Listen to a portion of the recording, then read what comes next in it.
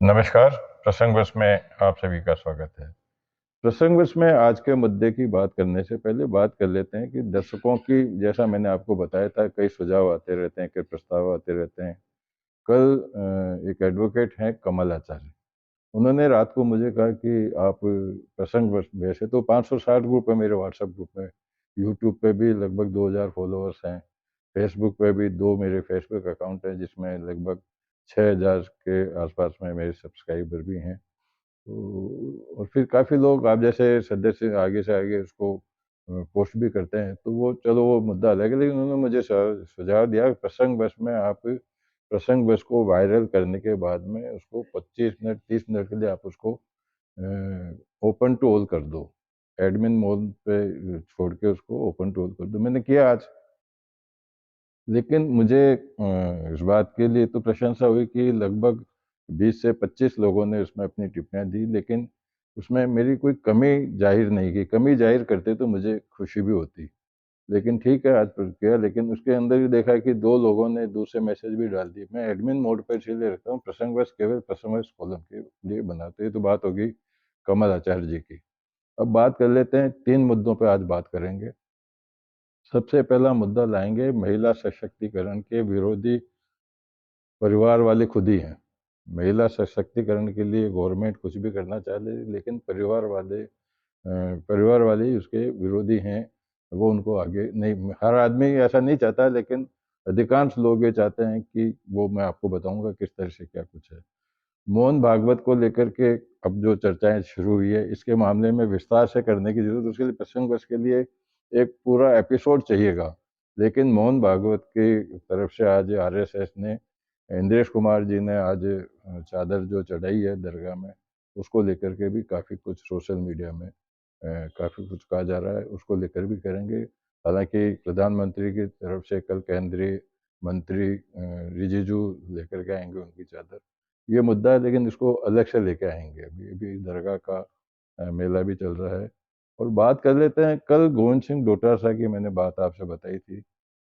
उन्होंने अपनी जिस भाषा में बात करते हैं, उन्होंने कहा था कि भजनलाल सरकार की ऐसी हालत कर देंगे कि घुटने पे खड़े नहीं हो सकते। तो आज राजेंद्र राठौड़ जो अजमेर आए हुए थे, अजमेर में राजपूत समाज के किसी प्रोग्राम में, उन्होंने उसका जवाब भी दिया, उसके बारे में भी बात करेंगे।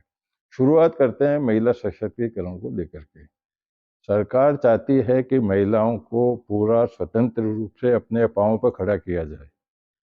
सर्विस की बात तो अलग है, सर्विस में तो रिजर्वेशन का कोटा कर दिया, लेकिन जो पद हैं, सरपंच का पद है, पार्षद का पद है, विधायक का पद है, जिला प्रमुख का पद है, या और जो कुछ भी सरकारी पद है जिसमें महिलाओं को महत्व दिया जाना चाहिए, उसमें सरकार ने नियम बनाए हुए हैं।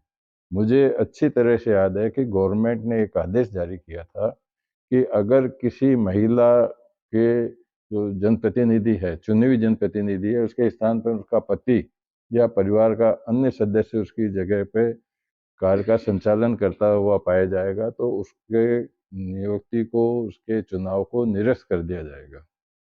लेकिन इसमें कोई असर नहीं हुआ।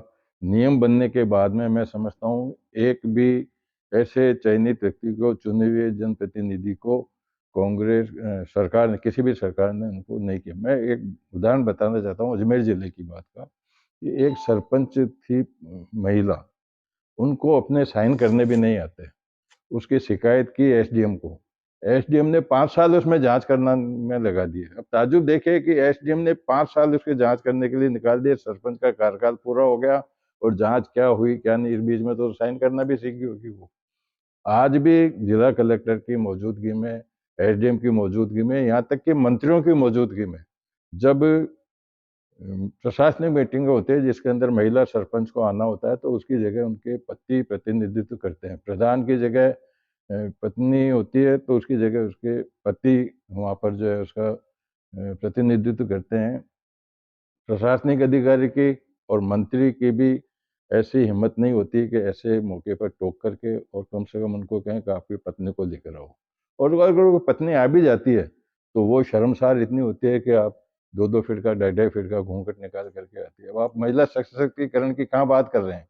अगर आपकी मंशा, सरकार की मंशा है कि महिला का सशक्तिकरण से जो एक तरह से प्रभाव होना चाहिए, उसके लिए आपको कठोर कार्रवाई करनी पड़ेगी। जो सरकार ने नियम बनाए उसकी पालना करनी पड़ेगी।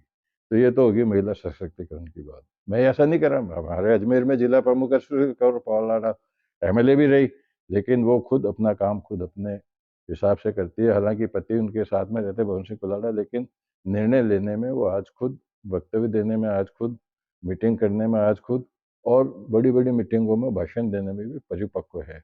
सब महिलाओं के लिए ऐसा नहीं है, लेकिन कुछ जगह ऐसा आज भी देखने को मिलता है। इसको छोड़ दीजिए आप। बात करते हैं मोहन भागवत की। जैसा मैंने कहा था कि मोहन भागवत की बात के लिए, आरएसएस की बात के लिए एक एपिसोड पूरा चाहिएगा, उसके लिए बात करेंगे बाद में। लेकिन जब आज इंद्रेश कुमार यहाँ दरगाह में उनकी चादर चढ़ाने के लिए आए, तो हालांकि मोहन भागवत इंदौर में है।